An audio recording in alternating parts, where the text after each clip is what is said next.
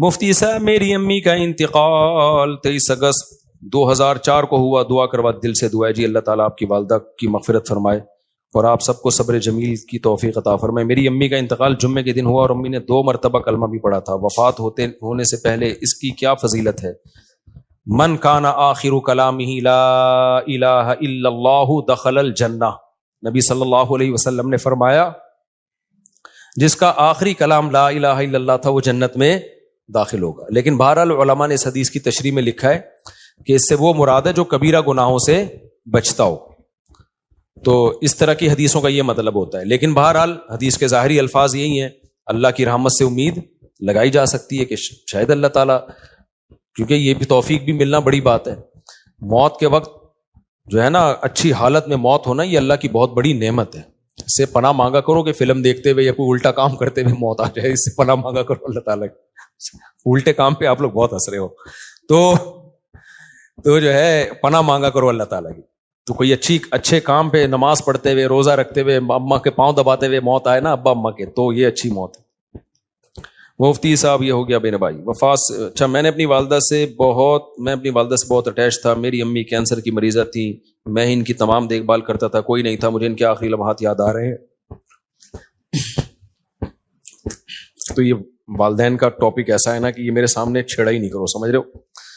تو دیکھو یہ اب موت تو ہو گئی, لیکن آپ کے لیے بھی اچھی موت ہے کہ آپ نے والدہ کی خدمت کی آخری عمر میں. تو جب والدہ کی خدمت کی تو مرنا تو تھا ہی نا, تو کتنی اچھی موت ہو گئی کہ آپ کو خدمت کی توفیق مل گئی. خدا نہ خواستہ کوئی جھگڑا ہو جاتا, کوئی اونچ نیچ ہو جاتی, وہ ناراض چلی جاتی ہیں, آپ ساری زندگی ایک غم رہتا.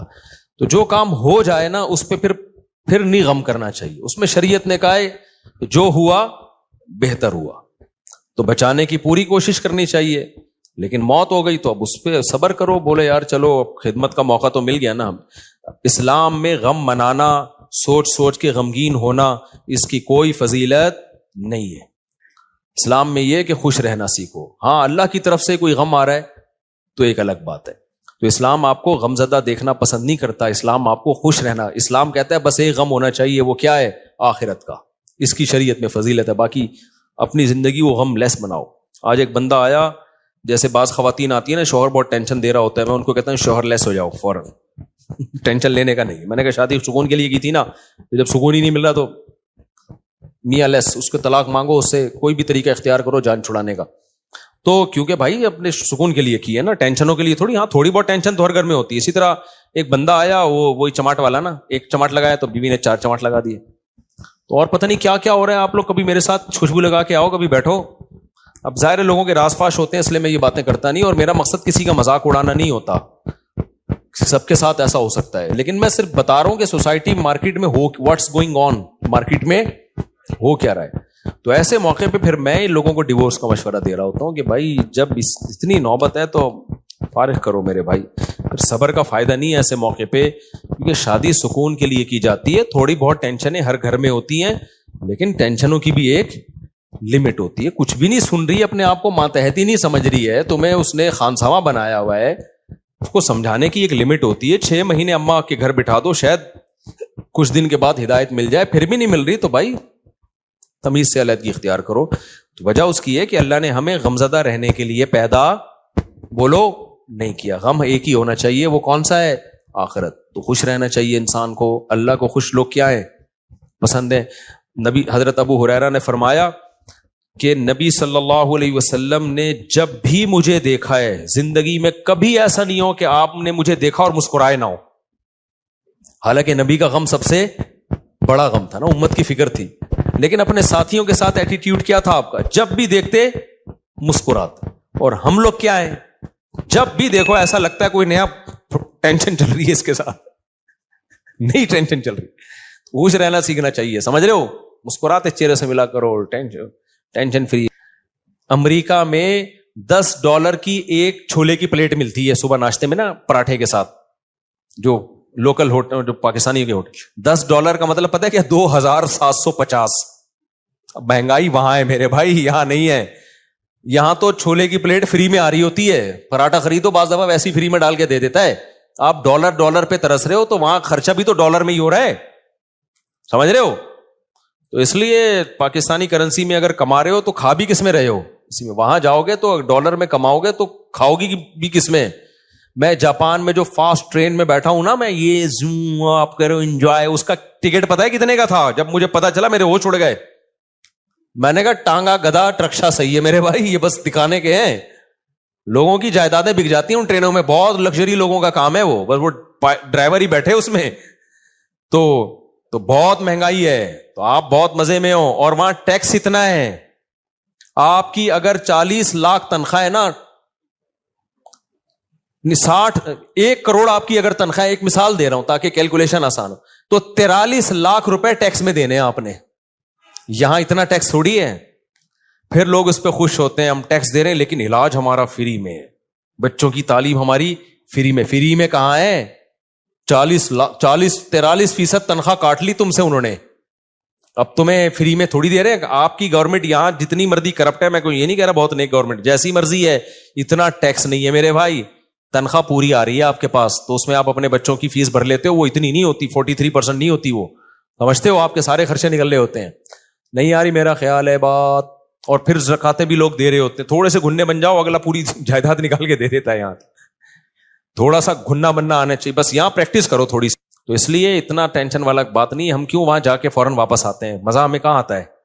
بہت اچھے کنٹری ہیں, امریکہ بہت اچھا ہے, جاپان بہت اچھا ہے, مزہ ہمیں کراچی میں ہی آتا ہے. اور یہ جو میں نے ابھی بیان میں کہا نا کہ خاموش, بالکل خاموش, یہ 4 دن خاموشی اچھی لگتی ہے, اس کے بعد کاٹنے لگتی ہے. یہاں ریلیشن ہے, آبادی ہے, ایک بندہ پنجاب والا ملے گا, ایک پشتو والا ملے گا, ایک بلوچی ملے گا, ایک فلانا, ایک میکینک ملے گا, ایک فلانا ملے گا, ایک ڈاکٹر ملے گا, ایک سائنٹسٹ ملے گا, ایک سیاستدان ملے گا. ہر آدمی ہوٹل میں بیٹھ کے ایسے لگے گا یہاں سارے ہی پہنچے ہوئے لوگ ہیں, گپ شپ کا ماحول ہے. یہ سب کچھ وہاں پر نہیں ہے. خاموشی خاموشی خاموشی. ابے 4 دن تک خاموشی اچھی لگتی ہے, اس کے بعد میں نے کہا یار کوئی تھڑے نہیں ہے یہاں پہ, کوئی تھڑے ہوں یہاں پہ, کوئی بیٹھے ہوئے ہوں, کوئی بیٹھک ہو, کوئی گپ شپ ہو نا, ختم. تو ایک رشتہ داروں میں ہوتی ہے وہ بھی رشتے بھی کیا ہو رہے ہیں, ختم ہوتے جا رہے ہیں, وہ بھی شارٹ ہوتے جا رہے ہیں. تو بس ہر آدمی انڈیویجولی لائف گزار رہا ہے, تو ایسے تھوڑی, تو ایسے تو زندگی کا سکون تھوڑی ملے گا. تو بہت سی چیزیں ہمارے یہاں پازیٹیو ہیں میرے بھائی. بس دعا کرو ہمارے یہاں صفائی ہو جائے اور لا کچھ قانون مضبوط ہو جائے, تو ہم ان سے اب بہت آگے ہیں. یہ 2 ہی چیزیں نہیں ہیں, اور یہ 2 ہی انہوں نے بیڑا غرق کیا ہوا ہے ہمارا. لیکن جب وہ تو بیڑا گورنمنٹ نے غرق کیا ہوا ہے نا, ہم تو خوش رہنے پر اللہ نے ہمیں پابندی نہیں لگائی. تو آپ اسی کو انجوائے کرو. دیکھو اب کراچی میں برساتی کھڈے کتنے ہو گئے نا بارش ہوتے ہی. اچھا کلائمیٹ ایسا چینج ہوا ہے کہ بارش بھی عجیب قسم کی ہو رہی ہے. ادھر آ رہا ہے کہ جی سمندری طوفان آ رہا ہے, اور واقعی آیا ہوا بھی ہوگا. اس کے پڑوس والے علاقے میں نلکے میں بھی پانی نہیں ہوگا. وہ کہہ رہے ہم تو سمجھ رہے تھے پورا طوفان آ رہا ہے, پانی پانی ہو رہی تھی, نلکے میں بھی پانی نہیں ہے. عجیب کراچی کا وہ, یعنی بارش ایسے ہو رہی ہے, انڈا موڑ پہ ہو رہی ہے, کلندری چوک پہ نہیں ہو رہی. عجیب ہی سیٹ اپ چل رہا ہے. تو انجوائے کرو اس کو. تو وہ دیکھو کتنے کھڈے ہیں نا, وہ ٹک ٹاکر نے کیسا انجوائے کیا کراچی میں بارش میں. جو کھڈے اتنے بات پہ آپ کو چھلانگے مار کے, تو وہ اس نے اولمپک کی تیاری کر رہے ہیں نا گھر میں, لمبی لمبی چھلانگے مار رہے ہیں. ماں نے پوچھا اولمپک کی, کہہ رہے بعد میں پتا چلا یہ کراچی کے کھڈوں کو کراس کرنے کی ٹریننگ لے رہا ہے. میں نے کہا چلو اتنی ٹینشن میں اس نے. تو اس لیے جت حد تک ممکن ہے خوش رہنے کی کوشش کیا کرو. اللہ کو غمزدہ لوگ پسند نہیں ہے, ہر وقت دکھڑے, یہ ہو رہا ہے, فلانا ہو رہا ہے, ڈمکانا ہو رہا ہے. اور اللہ کو خوش لوگ پسند ہے. ہاں دکھ صرف ایک ہونا چاہیے, وہ کیا ہے بھئی آخرت میں پتہ نہیں کیا بنے گا. اس کے علاوہ اللہ نہیں چاہتے کوئی دکھ ہو آپ کو. دوسری بات یہ کہ گھروں کے جھگڑوں کو بھی بڑھایا مت کرو. گھروں کے جھگڑوں کو, ہمارے ایک دوست تھے سفر میں, ان کا اپنی بیوی سے پھڈا ہو گیا فون پہ, طبیعت سے چل رہی ہے نا, تیری ایسی کی تیسی. وہ ادھر سے اس کو جواب آ رہا ہے, طبیعت سے پھڈا ہوا ان کا. اور اپنے دوستوں کو بھی بتا رہے ہیں میری بیگم نے یہ. ظاہر ہے سب کے سامنے ہو رہا ہے تو پتہ چلے گا نا دوستوں کو کہ یار کیا ہو گیا. بے یار میرا تیری بھابھی نے دماغ خراب کر کے رکھا ہوا ہے یار, یہ ایسے نا. آدھے گھنٹے کے بعد نارمل بیٹھے ہوئے, چائے چل رہی ہے, گپ شپ چل رہی ہے گھر میں, بیگم اور بیگم, وہ میں آ رہا ہوں پرسوں. وہ دوست نے پوچھا ابے آدھے گھنٹے پہلے تو ایسا لگ رہا تھا کہ طلاق ہو جائے گی تم دونوں میں, ابھی تھوڑی دیر میں ایسا لگ رہا ہے کہ کوئی مسئلہ ہی نہیں ہے. تو اس نے کہا یار میری عادت ہے 15-20 منٹ کے بعد پھڈے کو میں بھول جاتا ہوں, ٹھیک ہے نا, فنش. واقعی یہ جن لوگوں کی عادت ہو نا وہی خوش رہ سکتے ہیں اس زمانے میں. اور جو ناک پہ مکھی بٹھا کے رکھتے ہیں نا اور دل میں لے کے بیٹھ گئے اس نے یہ کیوں بولا تھا, ابے بھائی جو بولا تھا بول دیا, ختم کر. جب سنا دیا اس نے بھی سنا دی, اس نے بھی سنا دی, ختم, قصہ ختم. چلو بھائی دوبارہ سے جیسے انجوائے کرو لائف. اور لوگ کہتے ہیں بھی تنبیہ تو ہوئی نہیں. نہ جب یہ پھڈا ہوتا ہے نا اگلے کو خود تھوڑی سی تنبیہ ہو جاتی ہے. آئندہ وہ بولنے سے پہلے اس کو بھی پتا ہے, آپ کو بھی پتا ہے کہ میں یہ بولوں گا اس کی دکھتی رکھ پہ پاؤں رکھ دوں گا میں, وہ یہ بولے گی تو میرے کھوپڑی گھومے گی. تو دونوں تھوڑا تھوڑا ایک دوسرے کی کھوپڑی کا احترام آہستہ آہستہ شروع کر دیتے ہیں. خود ہی شادی شدہ آدمی کی زندگی ایک مینجمنٹ خود بخود آ جاتی ہے. تو اگر آپ جو دل میں لے کے بیٹھ گئے, اس نے میرے کو یہ بولا تھا, اس نے یوں کر دیا تھا, اس نے, یار تمہیں ایک واقعہ سناتا ہوں اس سے بس پھر میں بس آپ لوگ سے 2-4 سوال لے کے بیان ختم کرتا ہوں. اس سے بڑا کیا یعنی ایک طرح سے ظلم ہوگا کہ سیدہ عائشہ رضی اللہ تعالی عنہا پر جب تہمت لگی ہے نا, منافقین نے جھوٹی تہمت لگائی, اس میں حضرت مستح رضی اللہ تعالی عنہ جو صحابی رسول ہیں وہ بھی اس پروپیگنڈے کا شکار ہو گئے تھے. وہ بھی منافقین کی باتوں میں آ گئے اور انہوں نے بھی حضرت عائشہ کے بارے میں یہ منافقین سے سن کے الفاظ کہے. حضرت عائشہ بیٹی کس کی ہیں؟ ابو بکر کی. آپ بتاؤ غیرت مند آدمی کو کتنا غصہ آئے گا نا. حضرت ابو بکر حضرت مستح کے ساتھ مالی تعاون بہت زیادہ کیا کرتے تھے کیونکہ رشتہ دار بھی تھے اور غریب بھی تھے. جب حضرت ابو بکر کو پتا چلا نا میری بیٹی کے بارے میں انہوں نے یہ الفاظ کہے ہیں, تو حضرت ابو بکر نے قسم اٹھائی کہ آج کے بعد 1 روپیہ نہیں دوں گا. یعنی میں خرچ کر رہا ہوں ان پہ اور میری بیٹی پہ یہ بھی تہمت میں شریک ہو گئے. بعد میں جب قرآن کی آیتیں نازل ہوئیں, حضرت مستح نے توبہ کی اور بہت گڑ گڑائے اللہ کے سامنے, توبہ کی.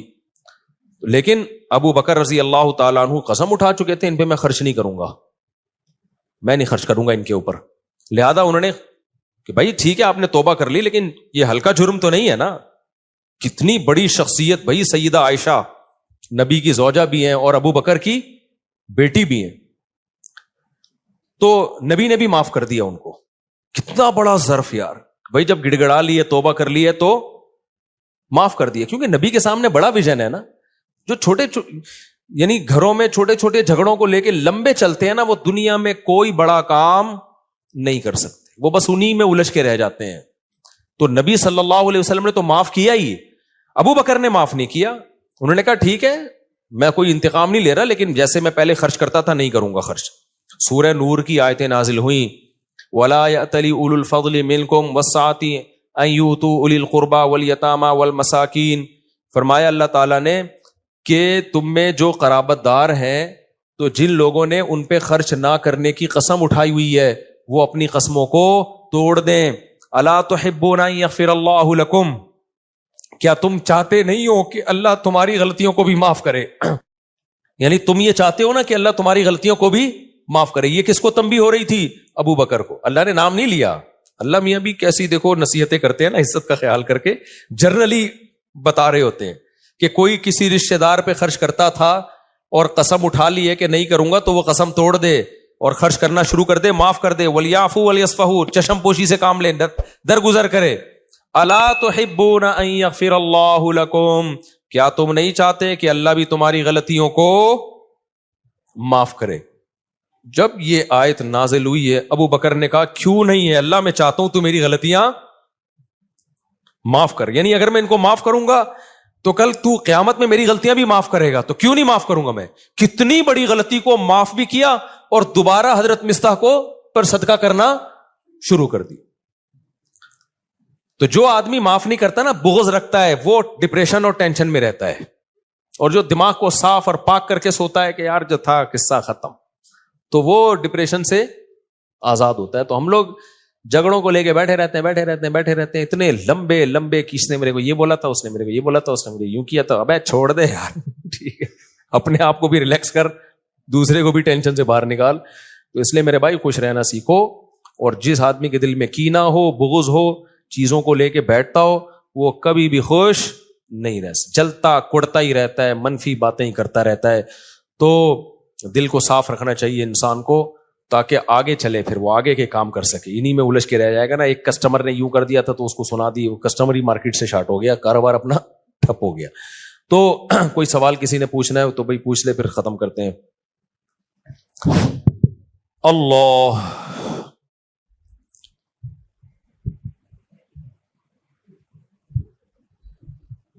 یہ جو میں نے اپنا قصہ سنایا تھا نا اپنے والد صاحب کا، اس پہ لوگوں نے بڑے کلپ چلائے، امریکہ تک میں پھیل گیا. نہیں، میں نے کہا تھا میرے والد صاحب سے تھوڑی میں نے اونچی آواز میں بات کی. آج کے بیان سے متعلق ہے یہ. میں نے بتایا تھا نا میری ایک دفعہ والد صاحب سے اونچی آواز میں بات ہوئی تو میں نے سوتے ہوئے والد صاحب کو اٹھا کے معافی مانگی. یہ کلپ بڑا وائرل ہوا، اچھا ہے. اس میں ایک بات میں بتانا بھول گیا تھا جب کلپ وائرل ہو ہی گیا. ایک منٹ بیٹا، یہ عمل میں نے اپنے بڑے بھائی کو دیکھا تھا یہ کرتے ہوئے. میرے بڑے بھائی کے ساتھ اس طرح والد صاحب نے ایک دفعہ ہاتھ اٹھایا تھا ان کے اوپر، تو شاید ان کی زبان اڑ گئی تھی. تو میں نے اپنے بڑے بھائی کو دیکھا کہ انہوں نے جا کے والد صاحب سے معافی مانگی. تو یہ میں بتا رہا تھا نا کہ جو چیز دیکھتا ہے انسان وہ سیکھتا ہے. تو مجھے اپنے بڑے بھائی کا یہ عمل میرے دماغ میں انسٹال ہو گیا تھا کہ یار اگر بڑوں سے کبھی ایسا ہو بھی جائے تو معافی مانگی جاتی ہے. تو اس لیے میں کہتا ہوں کہ اپنے ماں باپ کی خدمت اپنے بچوں کے سامنے کر لو تاکہ تمہارے بچوں کو پتا چلے کہ انہوں نے بھی تمہیں بڑھاپے میں سنبھالنا ہے. سمجھتے ہو گے نہیں سمجھتے؟ اپنی ماں کی خدمت اپنے بچوں کے سامنے کر لو تاکہ بچوں کو پتا چلے کہ جو تمہاری بیٹیاں ان کو پتا چلے کہ بھائی ہم نے بھی اپنی ماں کو بڑھاپے میں سنبھالنا ہے.